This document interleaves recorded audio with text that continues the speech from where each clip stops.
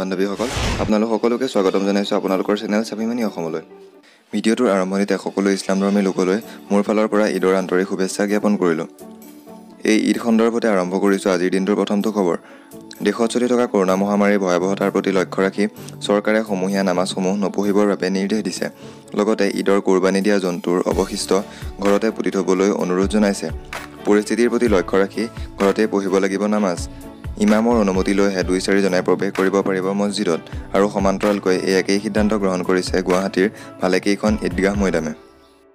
আগবাঢ়িছে আমাৰ দ্বিতীয়টো খবৰলৈ, য'ত জানিব পৰা গৈছে যে বিত্ত মন্ত্ৰালয়ে এতিয়া ভাৰতত বেআইনীভাৱে ঘৰত ৰখা সোণৰ হিচাপ ৰাখিবলৈ এমিনেছ প্ৰগ্ৰামক লৈ চৰ্চা কৰি আছে।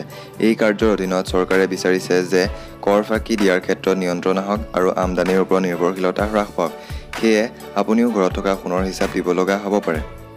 অৱশ্যে এই আঁচনি প্ৰাৰম্ভিক পৰ্যায়তে আছে আৰু চৰকাৰে এতিয়াও ইয়াক লৈ চৰ্চা কৰি আছে। পৰৱৰ্তী খবৰ, কোভিড-19ৰ ভয়াৱহতাৰ প্ৰতি লক্ষ্য ৰাখি ভাৰতে আন্তঃৰাষ্ট্ৰীয় বিমান সেৱা 31 আগষ্টলৈকে বেন কৰিছে। কিন্তু এই নিষেধাজ্ঞা ইণ্টাৰনেশ্যনেল কাৰ্গো অপাৰেশ্যনছ আৰু ডাইৰেক্টৰেট জেনেৰেল অৱ চিভিল এভিয়েশ্যনে এপ্ৰুভ কৰা বিমানৰ ক্ষেত্ৰত প্ৰযোজ্য নহ'ব বুলি DGCA সদৰি কৰে। কৈছে আমাৰ টেকন'লজি ৰিলেটেড কিছু খবৰলৈ। জানিব পৰা গৈছে যে 3 আগষ্টত গুগলে নতুন ভেৰিয়েণ্টৰ পিক্সেল স্মাৰ্টফোন মুকলি কৰিব আৰু কোম্পানীয়ে দিয়া টিজাৰসমূহৰ পৰা ভেৰিয়েণ্টটোৰ নাম পিক্সেল 4a বুলি জানিব পৰা গৈছে। যদি এই ফোনটোৰ স্পেচিফিকেশ্যনসমূহলৈ চাওঁ তেন্তে ইয়াত কোৱেলকম স্নেপড্ৰেগন 730 প্ৰচেছৰৰ সৈতে 6GB ৰেম দিয়া হৈছে। লগতে 18 ৱাট ফাষ্ট চাৰ্জাৰ স্পীডো দিয়া হৈছে। এই ফোনটো 64GB আৰু 180GB ষ্ট'ৰেজ কেপাচিটিৰ সৈতে আহিব আৰু ইয়াৰ মূল্য প্ৰায় 30,000ৰ পৰা 40,000ৰ ভিতৰত হ'ব পৰা বুলি জানিব পৰা গৈছে। ইয়াৰ লগতে অপ'য়ে এপল ৱাটছৰ সৈতে একে দেখা অপ' ৱাটছ মুকলি কৰিছে।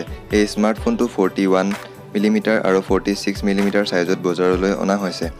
লগতে ব্লেক, গ্ল'চি গ'ল্ড, চিলভাৰ আৰু পিংক গ'ল্ড ফিনিচিং থকা ঘড়ীসমূহ গ্ৰাহকৰ বাবে উপলব্ধ হ'ব।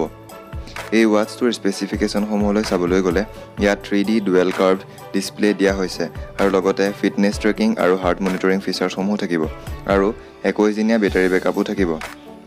মূল্যসমূহলৈ চাবলৈ গ'লে 41mm চাইজৰ ঘড়ীটোৰ মূল্য 14,990 টকা আৰু 46mm ঘড়ীটোৰ মূল্য 19,990 টকা।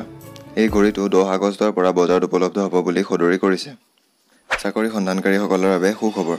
জানিব পৰা গৈছে যে বেংক অফ ইণ্ডিয়াৰ ক্লাৰ্ক আৰু অফিচাৰ পদৰ বাবে কিছু ভেকেঞ্চি ওলাইছে, যাৰ বাবে আপুনি 1 আগষ্টৰ পৰা 10 আগষ্টলৈকে www.bankofindia.co.in ত নিজৰ আবেদন পত্ৰসমূহ দাখিল কৰিব পাৰিব। এই পদসমূহৰ বাবে আপোনাৰ বয়স 18ৰ পৰা 25 বছৰৰ ভিতৰত হ'ব লাগিব। লগতে ক্লাৰ্কৰ বাবে মেট্ৰিক পাছ আৰু অফিচাৰ পষ্টৰ বাবে গ্ৰেজুৱেট হ'ব লাগিব। এই সন্দৰ্ভত আৰু বিতংভাৱে জানিবলৈ আপুনি বেংক অফ ইণ্ডিয়াৰ অফিচিয়েল ৱেবছাইটত চেক আউট কৰিব পাৰে।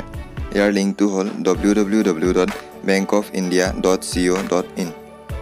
শেষৰটো খবৰ, বেংক অফ বৰোদাৰ বিজনেছ কাৰেছপণ্ডেণ্ট ছুপাৰভাইজাৰৰ 49টা পদত ভেকেঞ্চি ওলাইছে।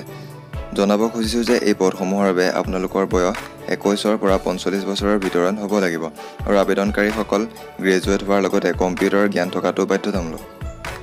যদি আপোনালোকে আমাৰ এই ভিডিঅ'টো ভাল পালে তেন্তে লাইক কৰিব। আপোনালোকৰ এনে সঁহাৰিয়ে আমাক আগবাঢ়ি যোৱাত উৎসাহ যোগাব।